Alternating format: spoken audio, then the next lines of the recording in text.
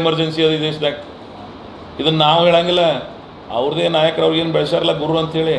ಲಾಲ್ ಕೃಷ್ಣ ಅದ್ವಾನಿ ಅವ್ರು ಹೇಳಿರ್ತಕ್ಕಂಥ ಪದ ಶಬ್ದ ಇದು, ಅನ್ಡಿಕ್ಲೇರ್ಡ್ ಎಮರ್ಜೆನ್ಸಿ. ಇಲ್ಲೇನ ಬಂಗಾಳ ಗೆದ್ದಿದ್ದಾರೆ, ಹೆಂಗೆ ಗೆದ್ದಾರೆ ಎಲ್ಲರಿಗೂ ಗೊತ್ತದು.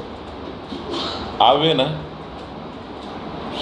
ಇಲ್ಲೇ ಒಂದು ತಮಿಳ್ನಾಡದವ್ರು ಬೇರೆ ಪಕ್ಷದವ್ರು ಗೆದ್ದು ಇವ್ರಿಗೆ ಸಹಾಯ ಕೇಳಂಗಿಲ್ಲ ಅಂತಂದ್ರೆ ಅವ್ರು ಸರ್ಕಾರ ರಚನೆ ಮಾಡ್ಲಿಕ್ಕೆ ಯಾರು ಹೆಚ್ಚಿನ ಸಂಖ್ಯೆ ಹೊಂದಿದವರು ಅವ್ರು ಕೊಡಬೇಕಾಗಿತ್ತು. ಫ್ಲೋರ್ ಟೆಸ್ಟ್ ಆಗೇ ಆಗ್ತದಲ್ಲ, ಫ್ಲೋರ್ನ ಡಿಸೈಡ್ ಆಗೇ ಆಗ್ತಿತ್ತು.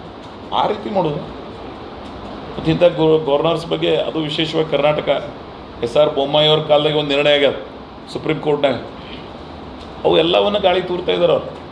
ಎಲ್ಲ ಆಟೋನಮಸ್ ಬಾಡೀಸ್ ಮಿಸ್ಯೂಸ್ ಮಾಡ್ತಾರೆ ಅವ್ರು. IT ED, ನಾನು ಇನ್ನೊಂದು ಕೆಲವು ಹೇಳಬಾರ್ದು. ಏಷ್ಯನ್ ಕಮಿಷನ್ ಅಂಥವೆಲ್ಲ ದುರುಪಯೋಗ ಆದಂದ್ರೆ ಎಲ್ಲಿಗೆ ಹೋಗೋದು? ಈ ದೇಶ ಎಕಡೆ ಉಂಟದ?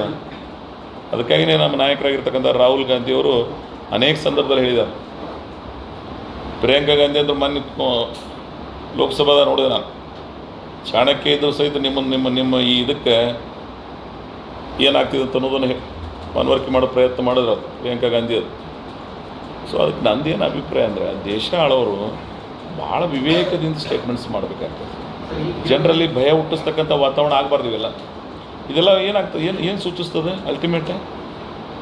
ಅದು ಯಾರೋ ಮಾತಾಡಿದ್ರೆ ಬೇರೆ. ಹಿಂದಕ್ಕೊಮ್ಮೆ ನೋಟುಬಂದಿ ಬಗ್ಗೆನೂ ಹಿಂಗೆ ಮಾತಾಡಿದ್ರು.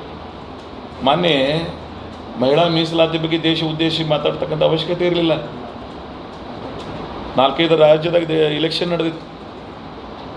ಒಬ್ಬ ಪ್ರಧಾನಮಂತ್ರಿ ಆಫೀಸ್ ಇಲೆಕ್ಷನ್ ಪರ್ಪಸ್ಗೆ ಯೂಸ್ ಆಗಬಾರ್ದು, ಅದು ವೈಲೇಷನ್.